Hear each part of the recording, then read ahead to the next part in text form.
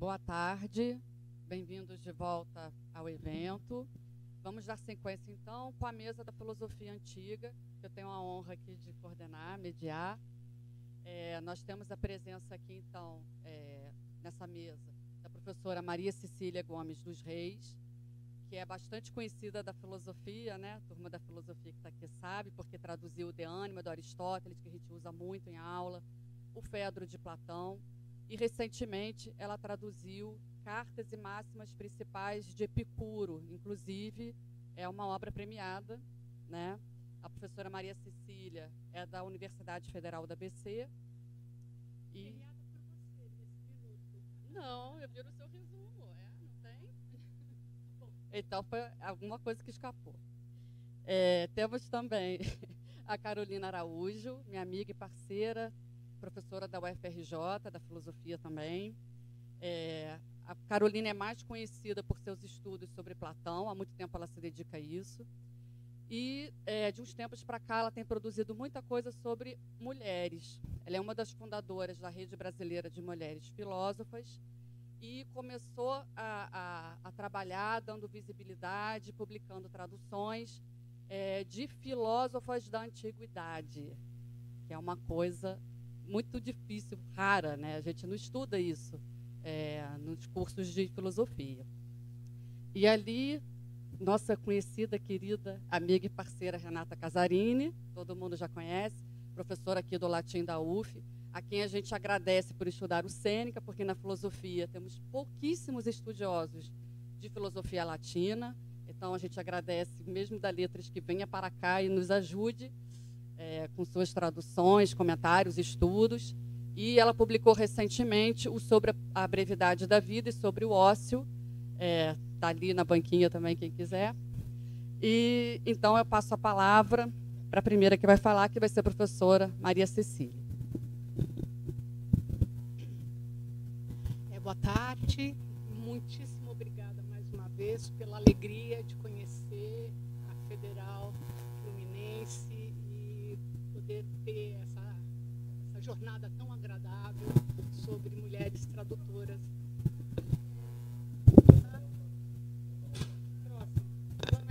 Mais próximo? Ai, que medo. Tá bom. Será assim. Bom, feito o agradecimento, eu vou tentar cumprir os 20 minutos. Eu tenho um roteiro, eu não vou ler. A minha trajetória como tradutora começou logo no mestrado. Preciso dizer que eu tive dupla graduação. Eu fiz artes plásticas, mas a primeira formação foi filosofia, porque a filosofia, quando eu entrei na USP em 76, estava completamente banida da educação brasileira e não tinha nenhuma perspectiva de trabalho. Eu tinha feito uma escola técnica, resolvi me profissionalizar como na área de desenho e acabei a graduação já convencida de que o caminho era a filosofia antiga e já comecei a estudar grego como optativa. Os meus professores foram já Torrano, um professor importantíssimo, Ana Lia de Almeida Prado.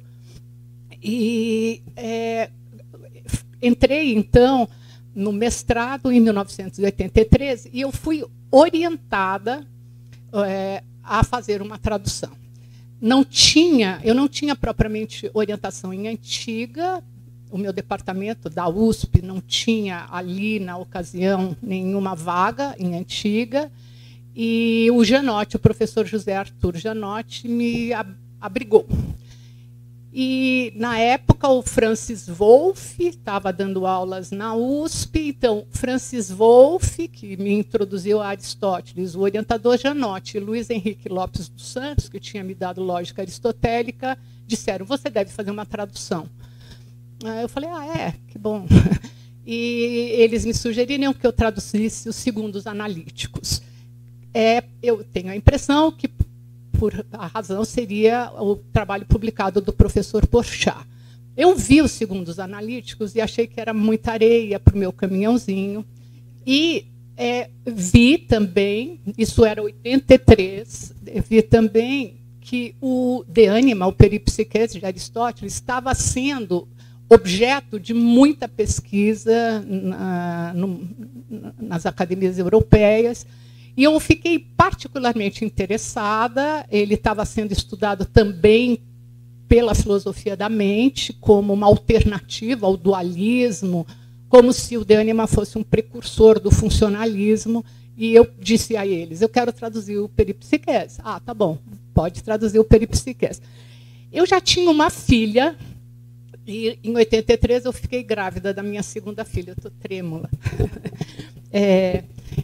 Comecei a trabalhar, eu tive bolsa FAPESP, e eu confesso que eu sempre precisei complementar a bolsa nunca foi suficiente para me manter autônoma. E eu, então, trabalhava, dava aulas, eu fui bibliotecária numa escola, dei aula de artes, também no ensino fundamental, e em 1987 eu apresentei a minha primeira versão do De Anima para qualificação. Como era um trabalho interdisciplinar, eu achava que eu precisava ter um professor do Departamento de Línguas Clássicas e um professor de Filosofia Antiga, e eu chamei para a banca de qualificação, e eles aceitaram o professor Cavalcante e o professor Porchat, e eu fui massacrada. Eles me puseram numa fogueira, e o meu trabalho não foi qualificado. Eles disseram... o Janotti tinha acabado de publicar um panfleto, eu chamo de um panfleto, que era Universidade Barbárie. E eu fiquei num fogo cruzado entre os três, e eles disseram, não é possível uma pessoa crua como você se aventurar numa tradução de um tratado desse porte. Mas não me apresentaram nada como alternativa, zero. Então, a minha história é uma história de ter me erguido sozinha nesse terreno bombardeado. Vocês imaginem mais ou menos como eu me sentia. Eu me sentia como a Ucrânia está hoje. Aí eu fiz um cercadinho assim e disse, eu vou me proteger aqui, eu vou plantar a minha raiz helenista aqui e vou criar a minha condição de trabalho, os meus critérios de trabalho, os andaimes que vão me permitir continuar nesse caminho. E foi isso que eu fiz por 10 anos. Eu já tinha 2 filhas, eu trabalhava em casa. Então, aqui eu vou falar já um pouco do meu método de trabalho. Eu copiei o texto grego de todos os trabalhos que eu traduzi. Eu achava a caligrafia linda, e as mulheres da minha família faziam tricô, faziam crochê maravilhosamente bem, e eu pensava, eu vou ser uma calígrafa. Quando eu disse isso para o Janotti, ele falou, você está louca? Você não conhece o Xerox? E eu disse, você não sabe, Janotti, qual é o ritual de concentração de uma mulher? Você não tem ideia. E eu copiava o texto, muitas vezes eu copiava em horários que a casa estava funcionando, o que vai fazer para o almoço, tarará, e eu copiava o texto num caderno. Eu tenho aqui as 2 versões, eu fiz 2 vezes. Essa já é a versão mais... E eu me esmerei na caligrafia, eu ficava, como eu tinha feito artes plásticas, eu ficava cercada de lápis, e as minhas filhas vinham, sentavam no meu colo, mamãe, me ajuda, ou mamãe, eu estou com fome, ou mamãe. E a gente, então, tinha um ritual que era desenharmos ou pintarmos alguma coisa nos papéis que eu estava usando. E eu trouxe todos esses andaimes, são tão importantes para mim quanto o produto que acabou saindo só em 2006. Então, eu trouxe essa companhia, porque eu gostaria que vocês entendessem que eu precisei dar a mim mesma credenciais como tradutora. Eu não tive nenhum critério externo que tivesse me dito, seu trabalho está razoável, continue por aqui ou por ali. Eu precisei criar isso do zero. Eu acho que eu fiquei muito fechada no cercadinho, mas acabou dando certo. Eu tirei o mestrado em 91. Eu fiz um mestrado muito burocrático. Burocrático, eu digo, eu pesquisei a bibliografia secundária, não me atrevi a apresentar a tradução, fiz um estudo de um problema específico, e depois eu passei imediatamente para o doutorado em 92, e eu disse que eu queria um doutorado sanduíche para a Inglaterra, não para a França. O Janotti já tinha me dito, vai para a França. Eu falei, não, eu quero ir para a Inglaterra, porque a Inglaterra faz um tipo de tradução que me interessa, e eu acho que é para lá que eu quero ir. Eu fiquei 2 meses no King's College, na Universidade de Londres. Foi muito difícil, eu fui com a família inteira. Eu precisei fazer uma estratégia para conseguir levar marido e filhas, né? E lá, chegando lá, eu descobri, sim, eu preciso me tornar eu mesma. Eu preciso me tornar eu mesma, eu preciso ser quilha. E eu voltei, e em 97 defendi o doutorado, mas o meu brevet de tradução, eu acho que eu tirei quando eu prestei um concurso para a Unicamp. Em 97 eu tinha acabado de chegar, abri um concurso de filosofia antiga na Unicamp. A banca era formada pelo Cavalcante, pelo Torrano, pelo Quartinho de Moraes, e por alguém que eu não me lembro agora. Tinha um único candidato, que era o Lucas Angione, que formado na Unicamp, aluno do Cavalcante, mas eu me sentia qualificada e eu achei que eu precisava prestar o concurso. Eu tirei o 2º lugar, fiquei menos de 1 ponto atrás do primeiro colocado, mas fui submetida a uma prova de tradução. Ali, senta na cadeira e traduz. E isso foi muito importante para eu ter confiança de que eu estava no caminho que eu queria, né? Bom, eu acho que eu já acabei o meu tempo, mas eu vou ser rápida agora. Eu fiz um pós-doc na USP, onde eu apresentei seminários sobre o peripsiqués para o grupo de pós-graduação do Pablo Rubem Maricondo. O Pablo foi um professor que me ajudou muito. Eu estudei Euclides, eu estudei a física de Aristóteles com ele, porque a área dele era a filosofia das ciências. E eu, então, só no pós-doc é que eu me senti confiante de ter uma versão para o português do peripsiqués. E eu tinha também, aí eu pensei qual é o padrão e qual é o formato que eu quero dar a essa tradução.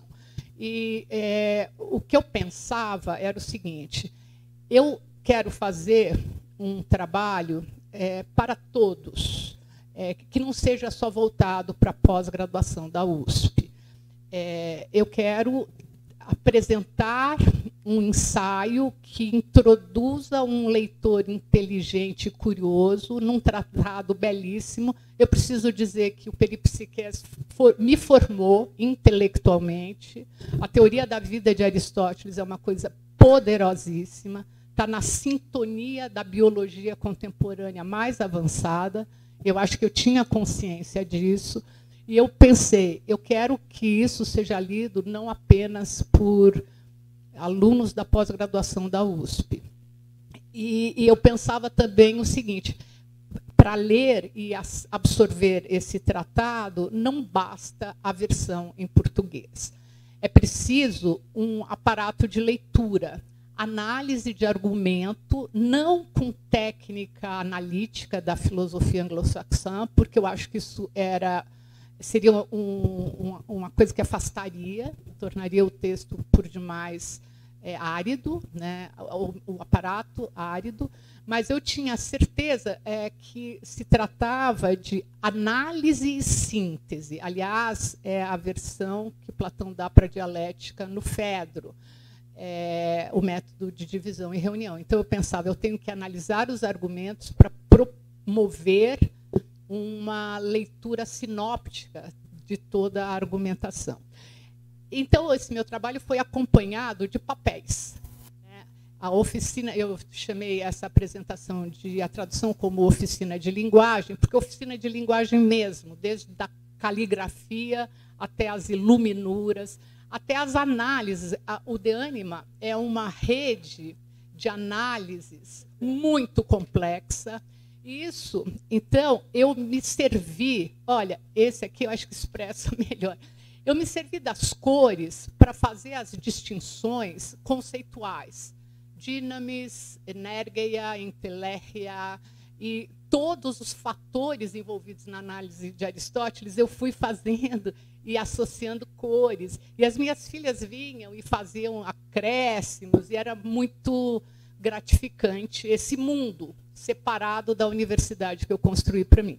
Em 2006, eu, meio por sorte, tive contato com a editora 34, que se interessou. Minto, eu tive um contato editorial antes. A Martins Fontes me procurou e disse: nós sabemos que você tem na gaveta o De Anima de Aristóteles, a gente quer publicar. Beleza. Eu entreguei, no meio do caminho, um trecho do que eu estava fazendo, eles disseram, sinal verde. Quando eu acabei o trabalho, eles disseram, não, não é nada disso. Foi um engano, nós não queremos notas, o nosso perfil não é esse, até logo, passar bem. Não pediram de volta o que eles já tinham me pago, deixaram isso como eu teria que traduzir coisas para eles no futuro, coisa que eu nunca fiz.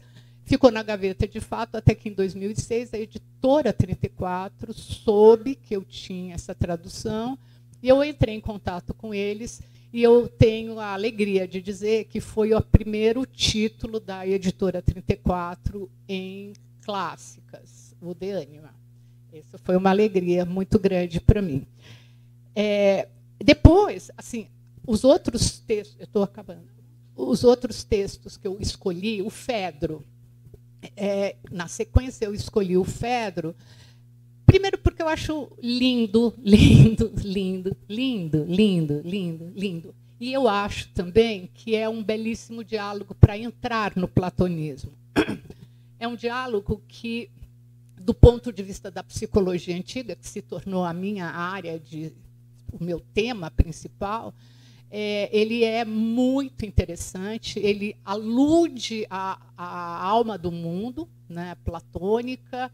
Ele é lindo porque ele traz um conjunto de temas do platonismo que são encadeados de uma maneira magistral.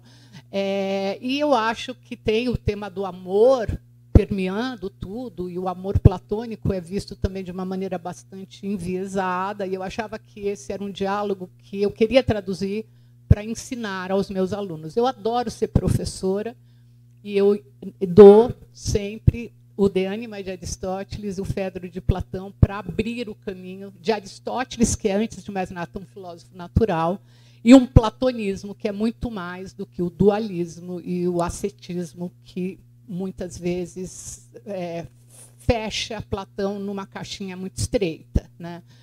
A última tradução de Epicuro também foi uma encomenda. Agora eu já estava na editora Companhia das Letras Pinguim. Fui muito bem recebida lá, e tentei levar o mesmo padrão que eu tinha estabelecido na 34, que é isso, um ensaio de apresentação, e lá a gente teve o luxo de poder ter também um ensaio de um grande estudioso internacional traduzido, que complementasse. No caso de Epicuro, eu escolhi o tema do compatibilismo, do livre-arbítrio e do determinismo, um artigo muito que complementa muito. No caso do Fedro, era um artigo sobre a recepção do Fedro no Renascimento, porque foi considerado um manual de retórica. E a Companhia das Letras Pinguim é uma editora extremamente interessante, também pelo fato de que distribui pelo Brasil inteiro por valores bastante acessíveis. E eu confesso que essa foi uma razão também, era uma razão desde o começo muito importante para mim, que o meu trabalho chegasse a quem quisesse estudar isso. Bom, agora eu concluo contando o seguinte: o estudo da língua grega sempre foi muito mais intenso e importante na minha formação do que a história da filosofia stricto sensu. estudar a língua grega foi a coisa mais revolucionária que aconteceu na minha vida. Foi a coisa mais linda que aconteceu na minha vida. E eu sou grata ao Departamento de Línguas Clássicas, porque me abriu um mundo mental que eu não conseguia ver antes. E, por isso, depois das traduções, eu acabei sempre fazendo uma produção literária de ficção. Foi uma coisa natural. Depois do De Anima, eu publiquei O Mundo Segundo Laura Ni, uma novela, esta aqui, em que eu me permiti fazer pequenas experiências literárias. E a experiência literária que eu fiz aqui começou da seguinte maneira. Eu me dei conta que a gente passa por uma coisa metafísica todo dia, que é sair do sono, passar pelo sonho e a vigília. Isso é uma experiência impressionante. Tem, aliás, um aforisma lindíssimo do Nietzsche sobre isso no Humano Demasiado Humano. E eu pensei, o primeiro exercício que eu quero fazer é descrever essa passagem, porque eu nunca vi isso feito na literatura. Eu demorei muito tempo, mas eu consegui 3 páginas que contavam o despertar de Laura do sono para o sonho, para a vigília. E aí eu resolvi desativar uma premissa filosófica, que é a premissa do dualismo. Eu acho que na linguagem ordinária, na maneira comum que a gente vê o mundo, nós dividimos, sim, ontologicamente, o mundo entre o mundo que é observável por todos e o mundo privado mental. E eu pensei, e se a gente desativa essa premissa e trabalha a linguagem, mostrando que essa é uma convenção, né, e que, do ponto de vista da experiência psíquica, anímica, a relação é muito mais porosa. Então, eu levei a cabo essa experiência no Mundo Segundo Laura Ni. Quando eu terminei o Fedro exigiu um estudo muito grande dos tempos verbais. O Platão, é uma audácia traduzir Platão, mas eu achei que eu me dei o direito de traduzir Platão. E eu precisei estudar de novo muito os verbos, os tempos verbais. E aí eu pensei, puxa vida, e por que a gente concebe o tempo como uma sucessão horizontal? O passado, o presente, que é fugaz, e o futuro como uma coisa que está por vir, como se fosse um trem de vagões, né? Eu disse, isso é convencional. O que existe é o aqui absoluto, e o passado é as nossas raízes, e o passado é muito mais do que a vida individual. Eu sou católica, de uma família católica, então o catolicismo está na minha base, independente da minha vida, e eu, então, resolvi fazer uma experiência literária que era tratar o tempo como um empilhamento. E eu escrevi o segundo trabalho, que foi A Vida Obscena, de Anton Blau. Esse trabalho foi indicado para o Prêmio São Paulo de Literatura, eu fui indicada, e me deu, então, estímulos para eu fazer a segunda novela, que foi muito esquisita. É tudo muito esquisito, então não é nada comercial, mas eu tive muita alegria em fazer, e a última coisa que eu publiquei foi exatamente uma fábula sobre o começo do mundo para as minhas netas. Era isso que eu tinha para apresentar. Muito obrigada. E desculpe a tremedeira.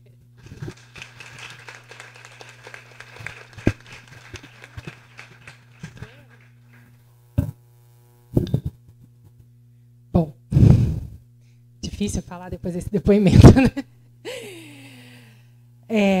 Tem uma outra imagem que vai entrar ali no fundo, imagino. A Alice já me apresentou. Para quem não estava aqui, eu sou Carolina Araújo, da Universidade Federal do Rio de Janeiro. Estou só esperando entrar uma imagem ali, porque eu preciso comentar a imagem no começo. Essa comunicação tem o título Filósofas Antigas para Filósofas Brasileiras. E vocês vão entender por quê, assim que nós tivermos a imagem.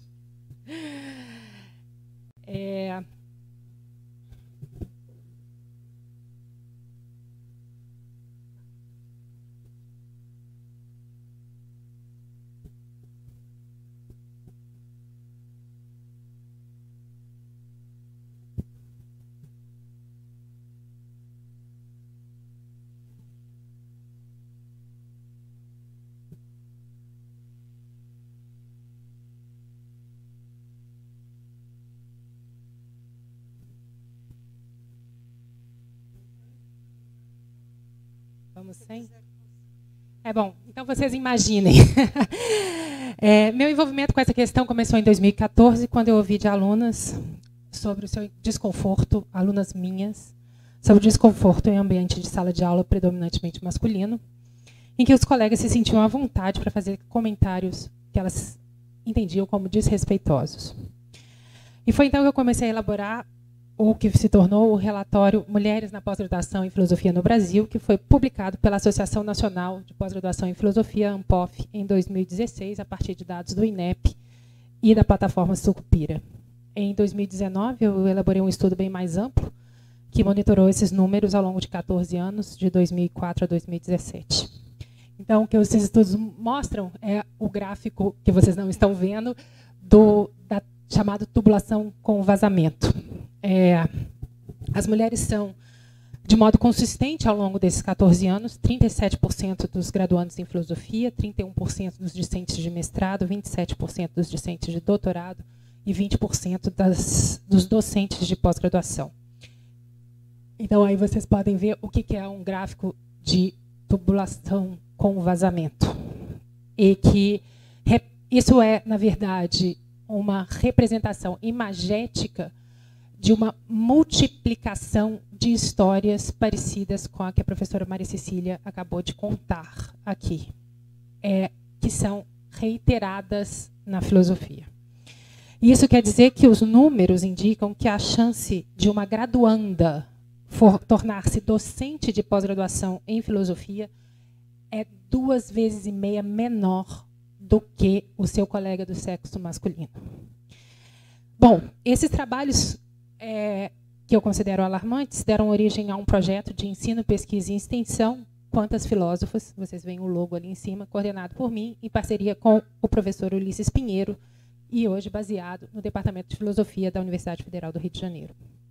Bom, ao redor do mundo, a filosofia é uma profissão de homens e alguns avanços obtidos na década de 1980 perderam seu impulso na década de 90. Então, algumas universidades mundiais que se comprometeram a contratar mais mulheres deixaram esse compromisso de lado. Então, a gente pode comparar isso, que no Reino Unido, 24% dos professores do Departamento de Filosofia são mulheres, na Austrália, 27%, no Canadá, 21,6%. Nos Estados Unidos, os números indicam que as mulheres têm 21% de presença na área. Depois eu posso contar esses pontos para vocês. Os estudos têm avançado na compreensão de como os vieses influenciam nas nossas decisões sobre o mérito e o valor profissional de pessoas e como esses vieses resultam em maior desigualdade e em dificuldades reais para o avanço de políticas igualitárias. Então, vieses influenciam decisões acadêmicas de mérito, por muitas vezes reforçando estereótipos sociais e crenças que determinadas pessoas têm maior sucesso em determinadas atividades. Estereótipos desse tipo oferecem risco real de ser assimilados pelos próprios agentes. Alguma coisa que a gente ouve assim, eu estava me convencendo de que aquele não é o meu lugar, né? Que acabam se prejudicando eles mesmos por crenças que eles desenvolvem sobre si mesmos, como inadequadas a essa atividade. Então, quanto mais o agente se identifica com esses estereótipos, ele deseja um sucesso numa atividade, esses estereótipos acabam comprometendo o seu desempenho. Eu não sei quanto tempo eu tenho, mas eu vou citar uma passagem da Sal, num estudo que ela fez sobre mulheres na filosofia. Ela diz: uma estudante de filosofia será provavelmente, enquanto mulher, minoria no seu departamento. Ao continuar em níveis mais altos de estudo, o número de mulheres vai constantemente diminuindo. Em qualquer curso que não seja o de filosofia feminista, ela provavelmente vai encontrar um programa que consiste majoritariamente e frequentemente exclusivamente em autores do sexo masculino. As pessoas que ensinam a maioria dos cursos são muito provavelmente do sexo masculino. Sabe-se que todos esses fatores chamam a atenção para o baixo número de mulheres e provocam o risco do estereótipo. O risco do estereótipo tem efeito ainda mais forte em estudantes altamente comprometidos com os estudos, e isso significa que as estudantes mais comprometidas provavelmente terão desempenho abaixo das suas capacidades. Então, a gente está trabalhando com um quadro muito sério e muito delicado de ser descrito, e por isso que eu faço questão de mostrar como é que esse círculo dos estereótipos funcionam. Os estudos empíricos mostram que a questão da desigualdade de gênero na área da filosofia segue esses padrões dos vieses implícitos que causam desigualdade por uma concorrência de fatores diferentes, né? Essa ideia de que há um conglomerado de ações, os vieses, o reforço dos estereótipos, e estereótipos esses que estão ligados, como a Lúcia falou hoje, né, a funções de cuidado, né, e a funções que socialmente são impostas às mulheres por meio de estereótipos. E isso significa que ações de combate a essa desigualdade devem ter diferentes alvos complexos. Uma parte desses alvos diz respeito a políticas institucionais que estão sendo gradativamente conquistadas, como, por exemplo, a licença maternidade de bolsistas. Eu não tive licença maternidade da minha bolsa de doutorado, por exemplo. A minha geração não teve. Esse é algo que foi recentemente conquistado. A contabilidade da parentalidade no cálculo da produção, o famoso maternidade no Lattes, vocês já devem ter visto. Políticas institucionais de prevenção ao assédio, etc. Mas outra parte diz respeito a notas características da comunidade filosófica, como a fraca representatividade de filósofos na história e na didática da disciplina, a influências de vieses na avaliação e o risco do estereótipo. Então, não há identificação das alunas com a figura do filósofo canônico, que permanece associada a homens brancos de proveniência europeia. Esse tipo de estereótipo tem influência não apenas no modo como as alunas são avaliadas, mas também no modo como elas veem a si próprias profissionalmente, contando como um fator importante de baixo desempenho. Então, quando a gente entende todos esses, fatores, né, que são bastante complexos, tem uma literatura importante sobre isso, o quanto as filósofas se desenvolveu como um programa de ações múltiplas de recuperação da história e do presente das mulheres na filosofia. Então, eu queria contar para vocês que a gente tem uma série de trabalhos em várias áreas. E esse é o ponto, né? Então, eu vou falar rapidamente algumas das ações do Quantas. Os alunos de graduação da UFRJ recebem orientação para redação de verbetes, para pesquisa e redação de verbetes sobre filósofos, que são publicadas no site do projeto, que é www.filosofos.org/quantas. E isso faz com que a gente gere uma diversificação, uma diversidade na formação, além de um incentivo na participação de alunas. A gente também integra a comissão editorial, a editoria do blog científico da Unicamp, Mulheres na Filosofia. Eu convido vocês a conhecerem o blog, que é editado por mim, por Alina Leal e por Yara Frateschi, no endereço www.blogs.unicamp.br/Mulheres na Filosofia. E aí vocês vão ver,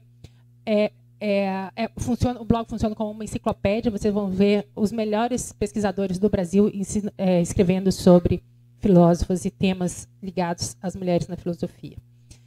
Além disso, a partir de 2019, o Quantas Filósofos foi agente presente, né, na fundação e na administração. Eu sou uma das administradoras da Rede Brasileira de Mulheres Filósofas. Somos administradoras Silvana Ramos, da USP, a Juliana Ágio, da Federal da Bahia, Beatriz Sorrentino, da Federal do Mato Grosso, e eu. Mas a Rede Brasileira tem hoje mais de 200 membros. Eu convido vocês para conhecerem os nossos projetos envolvidos na página www.filosofas.org. E convido para vocês conhecerem o nosso canal do YouTube, porque lá vocês vão conhecer o ciclo Lisístrata, organizado pela professora Luísa Severo, sobre as traduções da Lisístrata do Aristófanes, que tem a presença da professora Adriane e da professora Ana Maria, discutindo as traduções de Aristófanes no Brasil. A gente criou e organizou o Prêmio Filósofas, que é uma parceria com a Associação Nacional de Pós-Graduação em Filosofia, que acabou de premiar o seu lançar a sua segunda versão, em 2022, a melhor tese e a melhor dissertação redigida por uma mulher no triênio, né? Os melhores trabalhos são publicados pela editora Cotter. Além disso, eu trabalho na curadoria da série de vídeos Mulheres Filósofas Brasileiras, é uma parceria com o projeto internacional Extending New Narratives in Philosophy, que é sediado no Canadá. E a gente divulga lá, a gente tem uma série já de 8 a 10 vídeos já publicados,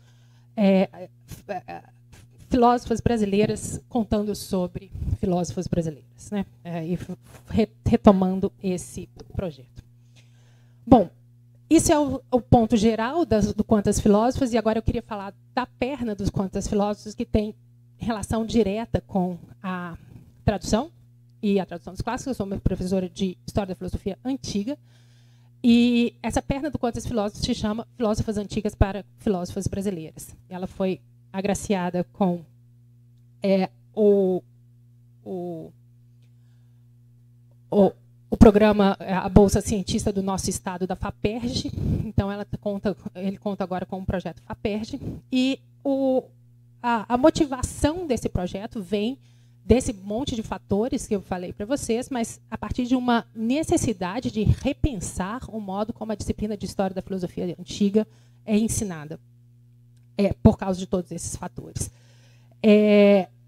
Essa é uma disciplina que está na base de todos os currículos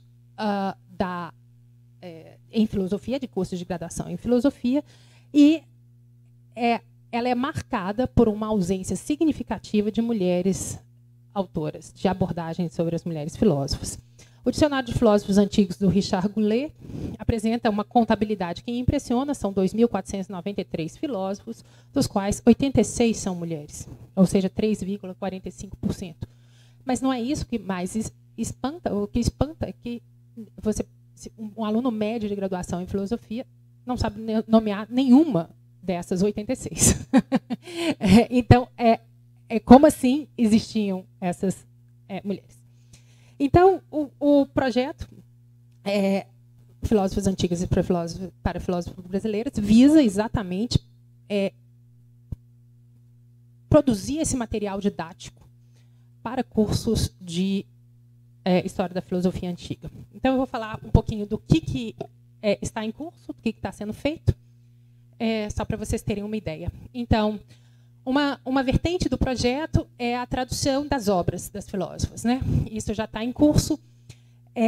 Essa parte primeira eu optei por fazer a partir de periódicos com acesso livre, acesso aberto, porque isso era importante para mim que esses textos estivessem amplamente acessíveis a qualquer pessoa que quisesse buscá-los. Então, estão saindo agora duas traduções que eu fiz no ano passado. O Sobre a Natureza Humana, de Esária da Lucânia, está saindo num número especial da revista Discurso da USP, organizado pela Silvana Ramos, em homenagem a Gilda de Medel Souza, que, segundo as palavras da própria Marilena Chauí, foi a pessoa que manteve o Departamento de Filosofia da USP aberto durante a ditadura. A minha outra contribuição é sobre a moderação feminina de Fintes, supostamente Fintes de Esparta, né, que está saindo agora na revista Fênix, de História do Departamento de História da UFRJ, num volume especial que eu estou organizando com a Alice, que amiga de fé, irmã camarada. A gente trabalha junto há muito tempo. Essas são traduções que eu fiz no ano passado. Esse ano eu traduzi o Sobre a Reverência, o Sobre a Imortalidade da Alma, de Teano de Crotona, que vai sair num volume especial do Grupo de Trabalho de Filosofia Antiga da ANPOF. E esse está pronto já, e estou trabalhando na tradução Sobre a Harmonia Feminina, de Perictione de Atenas, que vai sair num volume, no ano que vem, um volume dedicado às mulheres na antiguidade, da revista Prometeus, da Federal de Sergipe. Bom, essa é a vertente, vai continuar, né, de traduzir esses textos e deixá-los acessíveis a todos os alunos. Por outro lado, outro projeto é a tradução do inglês, agora não do antigo, para o português, do primeiro volume do Uma História de Mulheres Filósofas, de Mary Ellen Waite. A Mary Ellen Waite fez esse volume que já virou um clássico fez esse trabalho que já virou um clássico em 4 volumes, um para cada, um de história antiga, um de filosofia antiga, um de medieval, moderna e contemporânea. E Gislene Vale dos Santos, professora da UFBA, foi a grande mentora desse projeto, tocou isso adiante, chamando uma equipe grande de especialistas nessas áreas da filosofia para traduzir do inglês para o português. E eu tive a felicidade de trabalhar com a Gislene no volume de Filosofia Antiga. Então, o volume de Filosofia Antiga foi traduzido por nós duas. E eu queria notar isso, né? Porque a Gislene foi muito guerreira em conseguir uma editora para publicar isso, porque a gente precisava de uma editora que comprasse os direitos. E não foi fácil. A Gislene bateu em muita porta, e é porque ela é marrenta, que agora a editora N-1 vai publicar, comprou os direitos e vai publicar essa nossa tradução. A tradução está pronta, do volume de Filosofia Antiga, e deve sair, espero que no ano que vem. Junto a isso, então, por causa dessa tradução, eu escrevi um artigo chamado Perictione de Atenas, ou Questões de Método, a Mary Ellen Waite, que é uma revisão crítica do trabalho da Waite, que é um trabalho que já ficou datado, é um trabalho da década de 80. Então, deve estar saindo também em acesso aberto pela editora da UFRJ, num volume organizado pela Natasha Pugliese, que se chama Vozes, Mulheres na Filosofia. Então, a gente pode ter isso aberto. Isso deve sair esse ano ainda, antes ainda do volume da Waite. Bom, essa é a primeira parte das traduções, mais dessa linha de traduções de livro. Outra coisa que está agora, que eu fiz esse ano, a da Waite já está pronto, né? A Waite é a segunda etapa, que é a tradução do Gilles Ménage, História das Mulheres Filósofas. É um texto da segunda edição de 1690. O Ménage escreveu em latim como um apêndice ao seu comentário ao Diógenes Laércio. Vocês sabem que Diógenes Laércio é uma fonte importante para mulheres filósofas da antiguidade. A própria obra do Diógenes Laércio sendo dedicada a uma filósofa platônica. E eu traduzi, então, do latim o volume do Gilles Ménage sobre a história das mulheres filósofas. Isso está mais ou menos pronto, ainda precisa de uma revisão. Mas eu posso dizer, e aqui já eu estou levantando essas questões, porque foram questões sugeridas, né, durante a organização. Assim, eu não faço ideia de que editora teria interesse de publicar isso. Eu tenho uma história assim, muito infeliz com as editoras, de uma maneira geral. Eu acho mais fácil publicar no exterior do que no Brasil. Meu livro sobre Platão está saindo na Inglaterra e eu não consegui uma editora que publicasse ele no Brasil. Então, é assim que a gente vai promovendo a fuga de cérebros. E é assim que a gente vai perdendo a nossa capacidade de falar em português e fazer filosofia em português, né? Então, tem esse ponto do Gilles Ménage. Eu já estou terminando.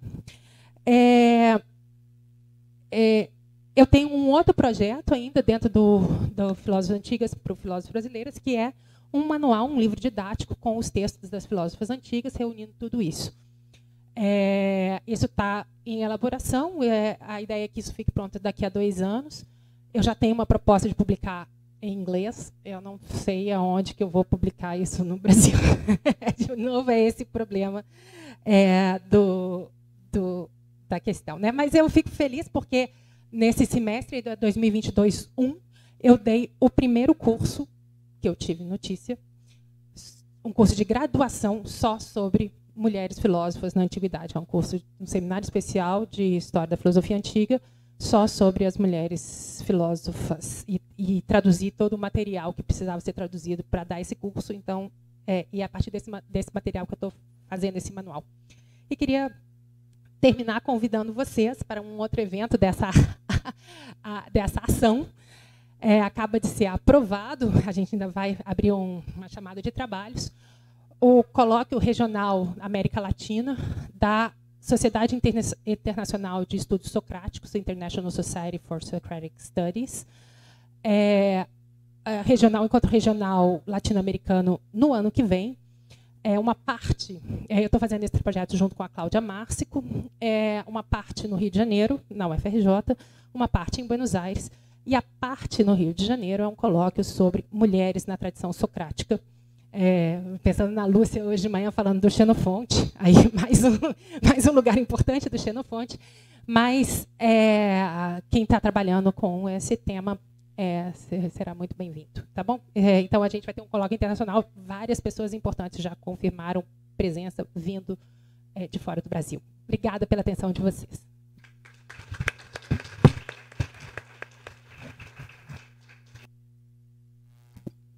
Posso botar o cronômetro, né? Boa tarde, então, a todos. Obrigada pela presença. Estou vendo vários alunos aqui. Agradeço aos professores e professoras que trouxeram seus alunos para participar. Vamos ter sorteios de livros depois, tá? Deu 18 segundos, tem que descontar da minha fala. Bom, eu fico muito feliz de estar nessa mesa, mas me sinto um pouco deslocada, porque eu não sou da filosofia. Embora tenha sido o meu primeiro vestibular, entrei na USP lá atrás, a filosofia, mas não completei nenhum crédito. Fui fazer comunicação social, virei jornalista há 20 anos, agora estou nas letras. Mas, conversando na hora de montar a mesa, achamos que talvez fosse o caso de eu estar presente para poder falar um pouco também de quem traduz latim, né? Ouvimos muita gente falando de tradução do grego antigo e somos poucas aqui representando a tradução do latim. E essa vai ser minha função, falar um pouco da tradução de Sêneca e do Sêneca filósofo aqui em particular. Eu trabalho também com Sêneca dramático, né? Dramaturgo, como queiram chamar, que foram os meus trabalhos de mestrado e de doutorado. No entanto, não publiquei e nem pretendo publicá-los, não na forma em que eles se encontram, um pouco domesticados demais para o meu gosto. Prefiro mexer mais na poesia dramática do Sêneca. No entanto, tenho publiquei 2 pequenos livros sobre o Sêneca, recentemente, de 2016, um volume, depois, o ano passado, um segundo. E é com essa, digamos assim, com essa assinatura, digamos, é que eu me encontro aqui nessa mesa. Eu quero começar fazendo um panorama sobre mulheres no mercado editorial, né? Assim como a formação em ciências sociais está intrínseca na Adriane, eu tenho essa formação de jornalista e achei necessidade de trazer alguns dados.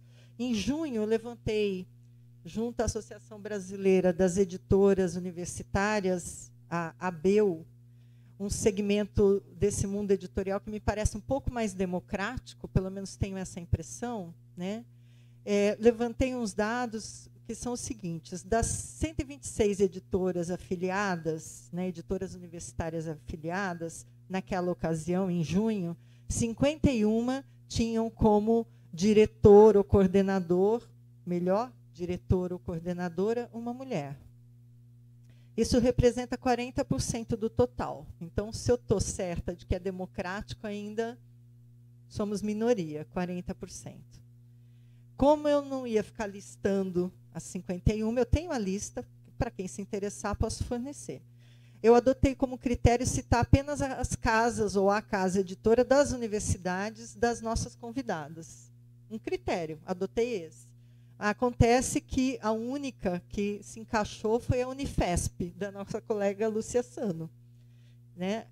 A diretora lá é a professora Cíntia Andersen Sarti, ou Sarti, não sei, titular de antropologia, que coordenou o processo de implantação da área de ciências humanas no campus de Guarulhos. Depois, eu falei, qual vai ser outro critério, já que ficou só uma, né, na tal da lista. Aí eu decidi que o critério seria a minha curiosidade. À frente da editora da Unicamp está a Edviges Morato, que é professora livre-docente do Departamento de Linguística do Instituto de Estudos da Linguagem, então reputado Instituto da Unicamp. Na UNB, a professora Germana Henriques Pereira, do Departamento de Línguas Estrangeiras e Tradução, dirige a editora desde 2016. Ela diz, e me passou a informação a nossa colega, a Carolina Paganini, ela diz que sim, contratou nesse período mais mulheres para traduzir. Então, ela foi ativa, não é? No campo da produção autoral, ainda estou falando desse mercado editorial geral, né? No campo da produção autoral, escrita, a fatia é ainda mais magra.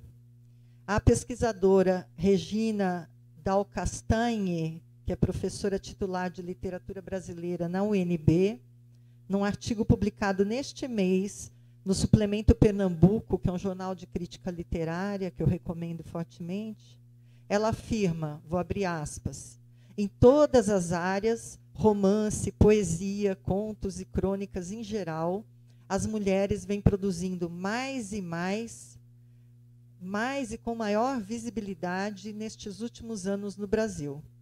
Lembrando que partimos de um patamar muito baixo e que ainda não ultrapassamos o limite de cerca de 30% dos livros publicados. Então, caímos de 40% para 30% entre essas amostragens que eu peguei, né? Considerando-se especificamente a área de tradução, e não é de tradução de clássicos, tradução em geral. Segundo o levantamento de Maria Tereza Mereb, doutoranda do programa Letra da USP, que me cedeu os dados muito gentilmente, as mulheres são a grande maioria. Estamos falando de mais de 70%. Os parâmetros são as filiações a entidades como a ABRATES, que é a Associação Brasileira de Tradutores e Intérpretes, e a filiação ao SINTRA, o Sindicato Nacional dos Tradutores. Eu desconfio que aqui nós, tradutoras de clássicos greco-latinos, estejamos subrepresentadas, porque eu nunca ouvi nenhuma colega comentar que fosse filiada, associada a qualquer uma dessas entidades. Não sei se alguém aqui é. Alguém é? Não. Bom, ainda assim, estamos todas aqui trabalhando com tradução do grego e do latim. Mulheres já traduziram e ainda traduzem no Brasil obras de Sêneca, esse autor do século I, da Era Comum, que escrevia em latim e que pode ser considerado o maior propagador do estoicismo imperial, ou romano, ou tardio, como queiram. Essa corrente filosófica helenística muito associada à capacidade de suportar adversidades. Ser estoico, agir estoicamente, são expressões correntes.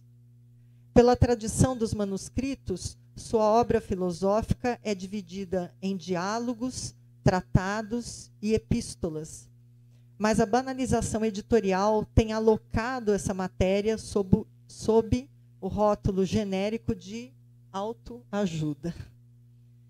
Impulsionadas pela popularidade crescente do estoicismo como filosofia de vida e até como prática de sucesso nos negócios, as casas editoriais insistem em ter suas próprias traduções dos textos senequianos e lançam livros ou de baixo custo, em coleções de bolso, ou livros chamativos, com textos generalizantes e capas com frisos dourados, coisas do gênero.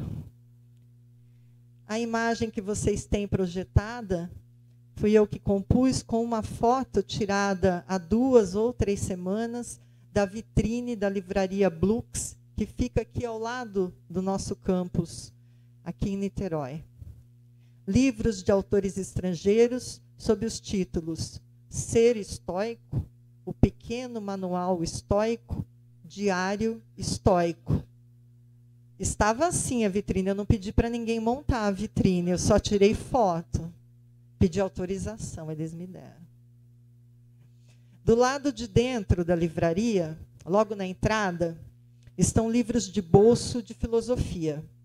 Já me deparei ali com a tradução que eu mesma fiz para a editora Vozes, publicada no ano passado, reunindo, como já foi mencionado pela Alice, os diálogos sobre a brevidade da vida e o incompleto sobre o ócio. É um livrinho modesto, singelo, apenas em português, não é, portanto, bilíngue, mas que pôde acomodar muitas notas e um generoso prefácio diante da dimensão do livro. Nessa mesma livraria, eu encontro também, vez ou outra, exemplar do primeiro livro de filosofia senequiana que organizei e traduzi, uma seleção de 22 cartas da coleção de 124 cartas que chegaram até nós de Sêneca. Essas cartas são dirigidas a um suposto amigo do filósofo, se permitem que eu chame o Sêneca de filósofo, de nome Lucílio, que seria, digamos, afeiçoado ao epicurismo. Essa troca de cartas não está comprovada, ela pode ser simplesmente uma composição literária. Sêneca tenta converter Lucílio, perdoem aqui o verbo que eu estou usando, né, ao estoicismo. E o que é que o estoicismo advoga? Essa corrente de pensamento diz que o mundo é regido por uma inteligência, que tudo acontece como deve acontecer, visando ao bem supremo. E o homem, como é parte desse logos, dessa natureza providencial, nada deve temer. Mas só o estudo da filosofia conduz a essa sapiência. Nesse ponto, eu acho que é o caso de ler apenas 2 parágrafos da primeira das epístolas na minha tradução. O livrinho é bem modesto. Vide um volume completo das 124 cartas, monolíngue, certo? Editado em Portugal há muito tempo, na tradução do professor Segurado e Campos, que todos nós, que estudamos Sêneca, usamos como referência. Então, vou fazer a leitura de 2 parágrafos iniciais, só para vocês sentirem um pouquinho o sabor, né? Cumprimentos de Sêneca a Lucílio. Faz assim, meu caro Lucílio, toma posse de ti mesmo, e o tempo que até aqui ou te era roubado, ou surrupiado, ou se perdia, reúne e preserva. Convence-te de que é como eu te escrevo. Uma fração do tempo é arrancada de nós, outra fração nos é subtraída, outra se esvai. Contudo, o desperdício mais vergonhoso é o que ocorre por negligência. E, se notares bem, grande parte da vida escapa aos que fazem pouco, a maior parte aos que nada fazem, e a vida inteira aos que fazem o que não importa. Quem tu pode citar que ponha algum preço no tempo, que atribua um valor ao dia, que compreenda que está morrendo diariamente? De fato, nos deixamos enganar quanto a isso, porque vemos a morte mais à frente. Grande parte dela já está no passado. Tudo na existência que ficou para trás pertence à morte.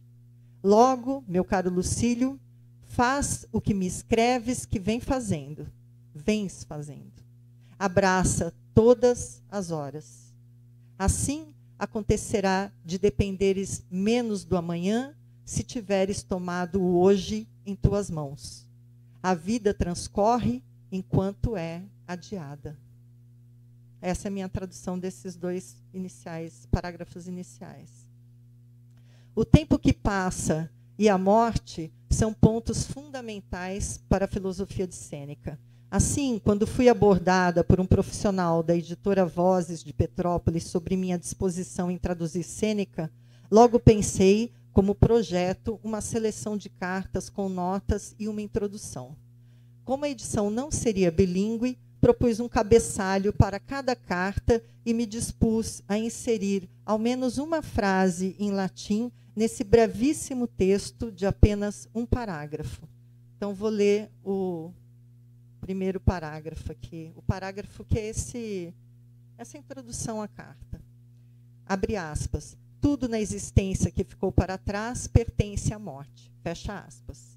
Quid aetatis retroest mors tenet. Na primeira carta da coleção, como se já fosse uma resposta ao pupilo Lucílio, Sêneca argumenta que a única propriedade do ser humano é o seu tempo de vida, que deve ser bem gerido e valorizado, pois cada dia que passa entra no domínio da morte. Será tarde demais controlar esse gasto só no final da vida. Então, esse é um parágrafo introdutório e aqueles 2 que eu li antes já são a tradução. cada uma das cartas tem um parágrafo introdutório com uma frase em latim, traduzida, né? Uma tradutora, nessas circunstâncias, não pode reclamar, não pode se queixar. Tive até liberdade para apresentar um projeto que foi aceito pelo Conselho Editorial da Vozes, e eu ainda nem tinha o prestígio que vem com a função de ser docente, que já foi mencionado pela Lúcia Sano hoje, em uma universidade pública. Eu lancei em 2016 e só tomei posse, entrei aqui em 2016. Portanto, de fato, às vezes, é possível negociar um projeto editorial. Eu não combinei, mas eu também trago um registro de e-mail. A correspondência por e-mail em 2015 foi assim. Conforme informado por João Batista, a proposta foi apresentada no Conselho de 7 de abril e foi aprovada. Parabéns! Quando ele voltar, fará contato com a senhora para combinar detalhes da tradução. Depois, João Batista voltou, não me lembro onde ele se encontrava, e escreveu: então, vamos lá? O Conselho fez outra sugestão para o título, Edificar-se para a Morte. Acha bom? Podemos, então, preparar um contrato de tradução? Animado. Então, só agora se justifica o título atribuído à minha fala. Sêneca, filósofo, e o pronome reflexivo se.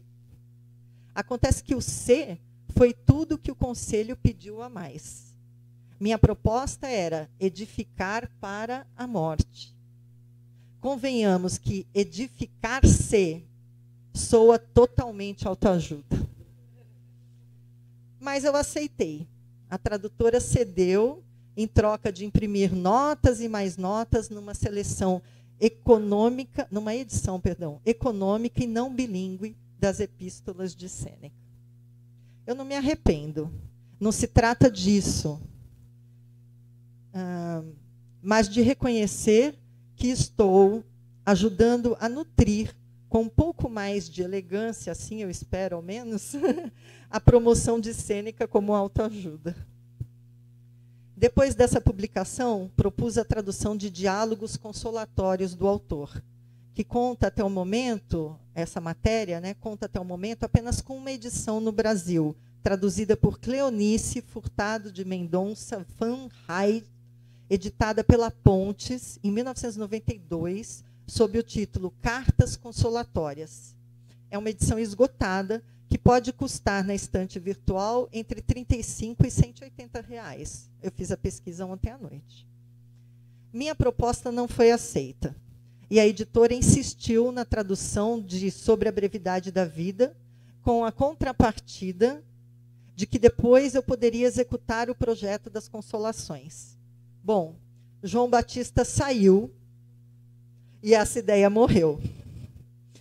Felizmente, o meu orientador, José Eduardo dos Santos Loner, professor de latim na USP, prepara uma edição para a Companhia das Letras Penguin, por onde ele tem publicado fantásticas, e eu insisto, fantásticas traduções dos diálogos filosóficos senequianos. Antes dele, alguns tradutores haviam colaborado com a editora Nova Alexandria, com obras de Sêneca em boas edições bilíngues. Em 1993, William Lee, em 2000, Ricardo da Cunha Lima, em 2001, o professor Seabra, em 2005, João Teodoro Dolim Marotti, acho que é assim que se pronuncia, todos homens. A LPM do Rio Grande do Sul, na coleção de bolso, traz algumas traduções coletivas de Sêneca, capitaneadas pela professora Lúcia Sá Rebelo, da Federal do Rio Grande do Sul. Sobre a Brevidade da Vida, de 2006, Aprendendo a Viver, que é uma seleção de cartas, 2008, Da Tranquilidade da Alma, 2009.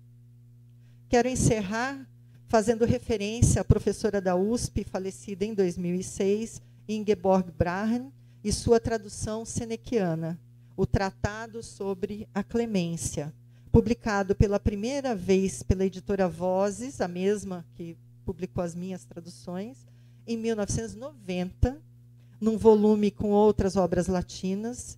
Depois foi desmembrada a tradução parte de uma dissertação defendida em 1985, e ela continua sendo reeditada 30 anos depois, na mesma coleção dos diálogos que eu traduzi.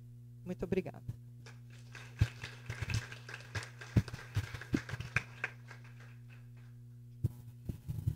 Então, abro para as perguntas.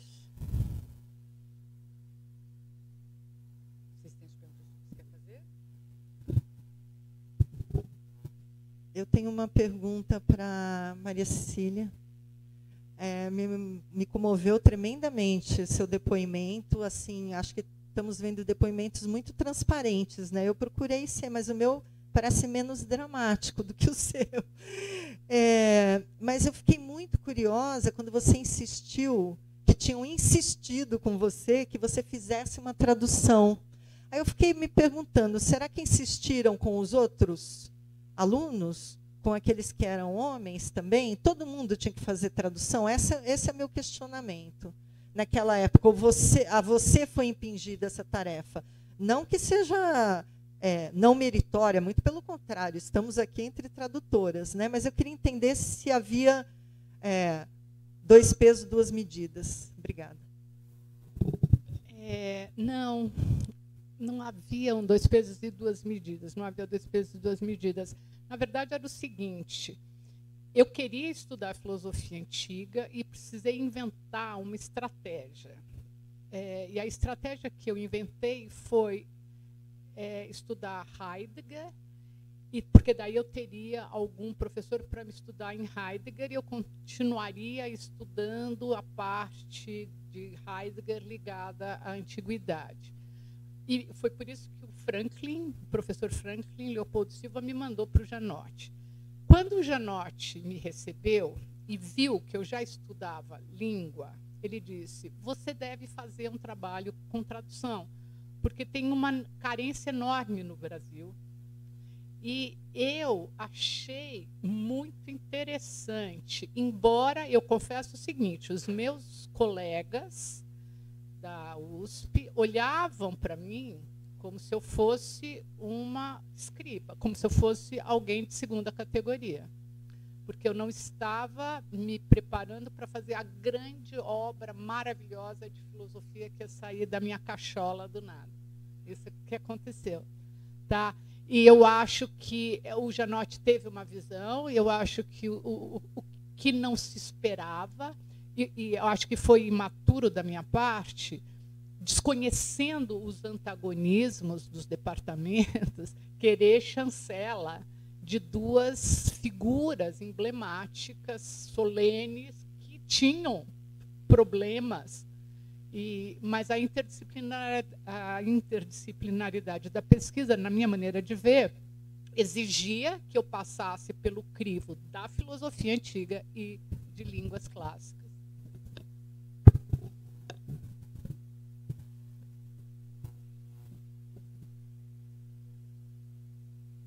Perguntas do YouTube. Você assume?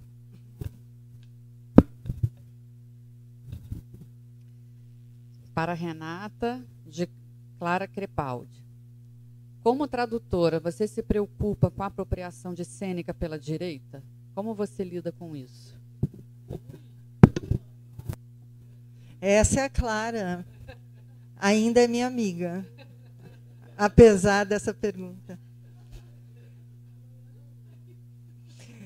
Então, nossa, é complicadíssimo, né? Não é só Sêneca. No meu campo, pelo amor, e o Ovídio? O que se faz com o Ovídio? E as minhas alunas que estão aqui, não me deixam mentir, que amam o Ovídio, né? Mas a gente faz leitura crítica, tentando, entendam o que eu quero dizer, entre aspas, corrigir o que a gente entende que está mal transposto nas traduções que a gente lê, né? Voltando, então, ao Sêneca. Nossa, gente... O Sêneca não é só popular nas capas dos livros, nas livrarias. Tem um monte de blog assustador das coisas que você é capaz de ler a respeito. Assim, uma apropriação que eu julgo totalmente inadequada das proposições filosóficas dele. E como eu não faço leitura biografista de nenhum autor com o qual eu trabalho, o fato dele ter sido mentor do Nero, etc., isso não me interessa, né? Então, o que eu levo em consideração? Eu procuro estar ciente dessas coisas que estão sendo escritas, procuro me posicionar enquanto tradutora no processo de tradução, né? Isenta, desapegada dessas visões com as quais, de fato, eu não compartilho nada. E nessa última tradução que eu fiz, que foram esses 2 pequenos diálogos, depois que estava tudo pronto e que eu estava fazendo a revisão, que para mim demora tanto quanto a tradução, devo dizer, o meu trabalho de revisão de tradução para publicação, né, eu tenho uma responsabilidade. É um trabalho tão longo para mim quanto da tradução. E vou dizer que só então eu me dei conta daquela coisa mais banal, que também alguém já mencionou hoje, não me lembro quem foi, talvez a Lúcia, não tenho certeza. Tinha escrito um monte de homem, homem, homem, homem. Aí troquei para ser humano, pessoa, gente, sei lá, usei outras palavras, né? É uma coisa assim, é num nível bem superficial que eu estou falando, porque, na verdade, como eu não tenho engajamento com essas outras formas de encarar Sêneca, eu leio o meu texto, não vejo isso, né? Mas essas coisinhas assim que a gente está tão acostumada, sei lá, fui educada traduzindo homem, homem. Então, aí eu comecei a me atinar de ver só onde tinha o ir, né? A palavra para o homem do sexo masculino, aí manter, né? Quando fosse homo, como preferirem, né? Aí eu procurei colocar ser humano, pessoa, outra coisa qualquer. Então, assim, sempre é um desafio. E eu aqui entreguei o ouro, gente. Esse escorregão do C foi assim, tá, eles me deram tanta coisa, foram bonzinhos comigo, me deixar botar um monte de nota. Quem for olhar ali o livro, vai ver que tem um monte de nota, me deixaram escrever um prefácio e tal. Falei, então tá, vai o C, tudo bem. O que eu vou fazer? Né? Uma pergunta do Beethoven. Obrigado às 3 professoras pelas belíssimas falas. Agradeço em especial a Renata pelo necessário evento e pelo empenho e competência invejáveis, a quem direciono minha pergunta. Você poderia falar um pouco sobre sua atuação na UF, na formação das novas tradutoras e pesquisadoras? Ai, meu Deus, hoje eu estou recebendo muito confete, estou um pouco constrangida já. Não, assim, eu acho que a coisa mais importante que eu estou tentando fazer aqui dentro é trabalhar justamente com a questão da tradução, né? Eu estava comentando hoje com uma amiga que eu me posiciono dentro da sala de aula dizendo que eu vou formar profissionais. Então, às vezes, até a gente tem umas divergências sobre ponto de vista, porque tem pessoas que julgam que estar na universidade também pode ser formar diletantes. E eu admito que seja. Desde que o diletante tope que eu vou exigir o nível que eu exigiria de um profissional. Se ele topar, né, conseguir fazer tudo que tem que fazer, para mim está tudo ótimo, não tem nenhum problema. Então, quando eu estou dando aula, eu penso que eu estou preparando docentes, e felizmente já temos algumas das minhas alunas dando aula ali, ó, abanando o braço ali, né? 2 das minhas alunas que dão aula no Prolem, que é o centro de línguas, que nem tem na USP, aqui tem, e temos o latim continua, porque na USP eu fiquei 4 anos dando aula. Karen Sacconi foi professora de grego antigo, mas acabou o grego antigo e o latim no centro de línguas. Aqui temos e vai de vento em popa. Agora já temos 3. A Sofia está quietinha ali, mas ela também é aluna minha e dá aula ali. Então, sim, eu tenho foco na docência, não tem dúvida. Mas, para mim, a docência não está desvinculada no campo do latim. Eu não estou falando de outras línguas, aí é outra coisa. Da tradução. Eu insisto com elas como a nossa atuação pode ser na docência e na tradução. Nem sempre é fácil, eu reconheço, por falta de tempo, mas as oportunidades existem. Eu não sou grande tradutora, não sou mesmo, mas eu recebo várias propostas por ano que eu tenho que dizer não. Várias. Existe mercado. E latim, ainda mais do que o grego, falta muita coisa a ser traduzida. E eu ainda estou falando do período clássico. Estou falando do período clássico. A gente não temos, em português, no Brasil, isso. Não temos. Tudo bem que eu também nunca me dispus a fazer. Entende? Mas não temos isso aqui. A coleção de cartas do Sêneca, que é um cara popular que vende. Nós temos várias seleções como a minha. Então, há mercado. E, para mim, isso é essencial. Eu trabalho com esse duplo eixo. Docência e tradução.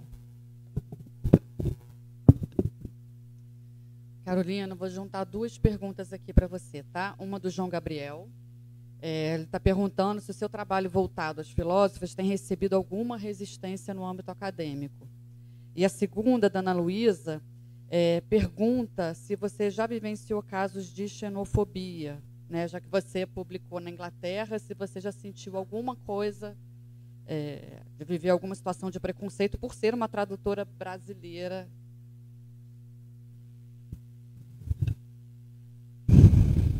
Deixa eu ver.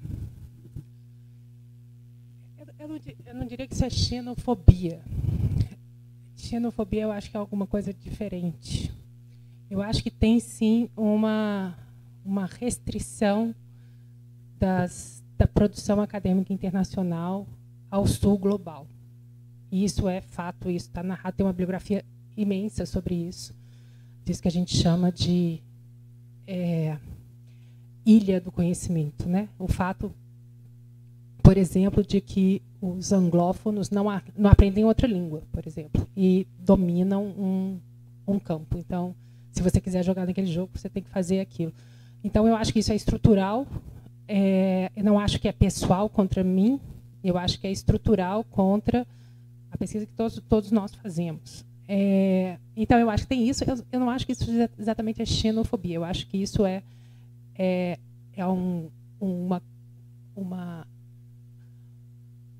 uma reserva de mercado do conhecimento.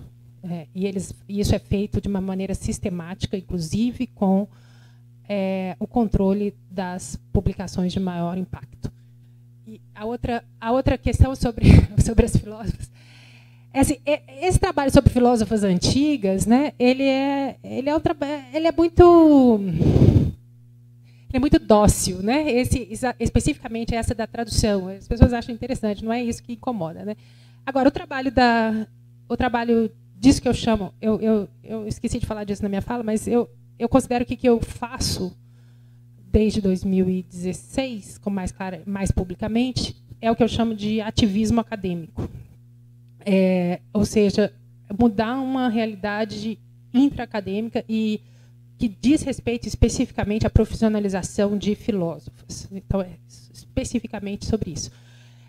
E aí você incomoda, né? Porque são áreas, sobretudo quando você aponta vieses, quando você aponta crenças compartilhadas, grupos fechados, e a gente está colocando os dedos nas feridas. Eu acho que a rede chegou para ficar nesse sentido, né? A gente tem um movimento nacional e coletivo para apontar. Aí isso incomoda, sim, porque tem coisas que são insustentáveis, né? Eu tenho vários colegas, por exemplo, que nunca orientaram uma mulher. E quando você, assim, avançados na carreira, tá? E quando você olha isso, assim, as pessoas não têm resposta, né? Então, quando elas não têm resposta, elas eventualmente ficam um pouco mais agressivas, né? Mas eu acho que é nesse sentido mais institucional, né? Eu acho que eu colocaria, deixaria meio por aí. Não sei se tem mais alguma coisa. Gente, infelizmente não vai dar para fazer todas as perguntas, né? Porque já está na hora de encerrar, mas tem uma última que eu acho que é muito importante.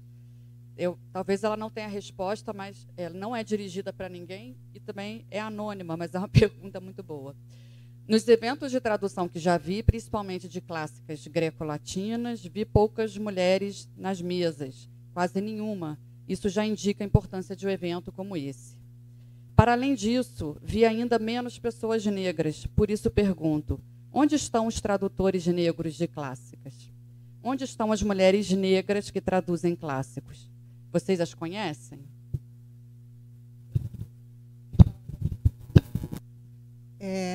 Esse é um problema que foi até tratado no momento da organização do evento. Não há uma resposta satisfatória para isso, infelizmente, devo dizer. Continuamos tendo o corpo docente majoritariamente branco, né? O que nós poderemos fazer nesse evento será uma homenagem à tradutora Ruth Guimarães, que vai ser feita pela nossa aluna, mestranda aqui na UF, a Érica. Ela está falando alguma coisa que eu não consigo entender, mas ela mesma, futura tradutora. Ah, tá. Ela quer se manifestar nesse sentido. A Érica, então vou encerrar com isso, porque é merecedor.